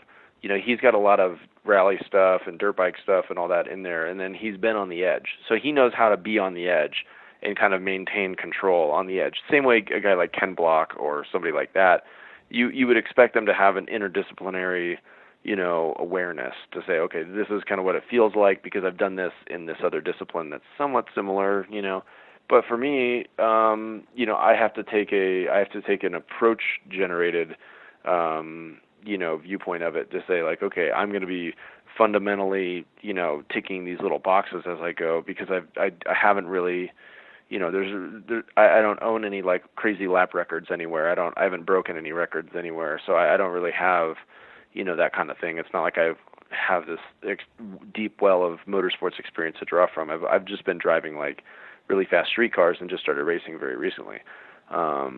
So, I'm very much like the Connect 4 game where there's lots of holes over everywhere, and I've got to like put the little dots in there to, the little chips and try to line it all up. And I don't really feel like I have any opponents, which is nice. It's just more about how many what do you call it? Can I stack in a row? Just, how many chips can I stack up and make progress? Because that's the only thing I can really hope for at this point. I'm like, this is my second year racing, so what do you really expect out of people when they've never done go-karting and this is their second year racing? There's not a lot of scoreboard experience there. Yeah. So what is before we let you go, what's this week look like for you and the mountain? I mean, what's the next couple of days? I'm sure you're going to be in and out of the car. You probably got some media built in there, but what's the next few days look like for you? Yeah, I mean, the cool thing about this is that there's really not a lot of. I mean, the big difference between this and baseball is as soon as you come out of the car, the only people asking you questions are people trying to help you out. Like, hey, do you need less tire pressure? Do you need more of this or that or whatever? So we get there early in the morning, and we run 4 or 5 times. And the hardest part about the whole thing is literally waking up before 3 a.m. in the morning and then sitting in the car after you've done your run to the top, waiting for the group to finish so you can go back down. I was telling my wife today that they had us park on the downslope, so I was like trying to catch a couple of Z's while, because it takes like 30 minutes or 40 minutes for everybody to get up. So I'm like, got my Hans device and my helmet on. I'm like peeling myself forward out of the seat, like somebody falling asleep on a bus or an airplane. That's the hardest thing for me. Everything else is just it's just fun. And there's very few things that I've been able to do in the last 15 or 20 years of my life that I'm there just on a fun basis where no one expected me to do anything. Like no one's sitting here expecting me to win or forcing me to do it a certain way, like baseball. So I can just kind of go out there and absorb it and be a part of it and just take in the event. And that's one of the coolest things about doing it is I'm a part of the event, but I'm also watching it. And I get to see all these crazy cars and stand next to Romain Dumas as he launches his crazy electric, VW prototype thing up there, and see all these other guys with the Porsches and everything, and it's fun. So, I'm going to stay hydrated. I got my protein water, I got my caffeine from my Forto coffee shots, and then that's it. That's all I can hope for, and everything else is just, what can I learn about the mountain before it's time to actually do the big race dance on Sunday. All right. Well, I appreciate the time, CJ. Best of luck this weekend, my friend. We'll definitely be pulling for you, and, we'll definitely chat soon. Okay. Sounds good. Thanks a lot. See you. All right. Thank you. You want to talk about a guy really fortunate to do that interview with CJ Wilson. Been a big fan of his for a long time, back to 2011 when he won me a fantasy baseball championship. Followed his baseball career. Also knew at the time he was really super stoked on auto racing. He started kind of getting into IMSA, road racing, and stuff like that with his team. Now as a driver, it's kind of fun to finally be able to catch up with that guy and be on air. And, man, he's a guy we could give the podcast treatment on Project Action to for sure. This interview is going to be on Project Action this week. There's a little more to it. It's uncut, unfiltered. We are going to put it on Project Action this week. You'll definitely want to check that out on Thursday. But I would love to get into him talking about his baseball career and growing up, and, gosh, there's so much you could talk about with that guy. One thing I thought was rad that he mentioned, though, that I thought was really rad, talking about times and difficulty and things like that, and they've talked about it in IndyCar, too, for the Indy 500, and, everybody wants to time, that's not the fastest time ever, around the track and things like that. These cars are 2 mile an hour slower, 2 mile an hour faster than last year's car, and this and that, and with auto racing, whether it be NASCAR, whether it be trophy trucks, whether it be IndyCar, there comes a point where you look at, speed versus safety, and, an IndyCar or even drag racing, like, we've talked about with these NHRA guys. What's the difference in going, say, 330 miles an hour and 305? Like, it's still ridiculously fast. On the outside, I can't really tell the difference. Fans can't. Drivers really can't. We're talking tenths of a second at that point. Like it's kind of but if you can back it down for safety reasons, it makes sense. Same with Indy cars and NASCAR and trophy trucks and things like that. But interesting, he brought that up. And, I completely agree. It's the risk versus reward of speed. I mean, the fans don't care. We're going to tune in anyways. We're not talking about cutting the speed in half. We're just talking small increments. Completely agree with CJ. Really great interview, man. Like I said, Project Action, we're giving him that treatment this week and hopefully another time in the future. But we're going to take a short break. We come back wrapping things up here on the Down and Dirty Radio Show, powered by Polaris Razor.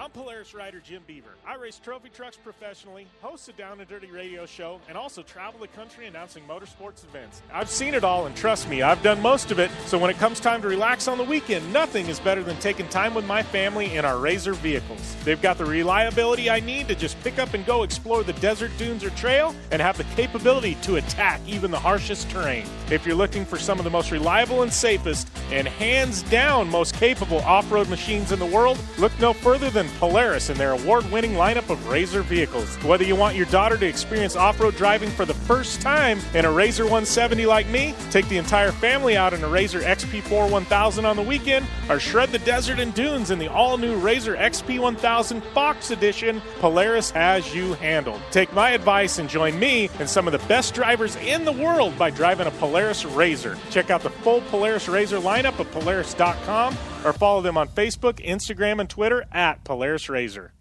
The Subaru WRX and WRX STI, a 268 horsepower turbocharged Subaru Boxer engine, rockets the WRX around corners and down straightaways. A race-ready 305 horsepower turbocharged Subaru Boxer engine keeps the WRX STI a rally legend. The Subaru WRX and WRX STI, it's not a sibling rivalry. It's a tag team. Get the latest from Subaru Rally Team USA at Subaru.com/rally.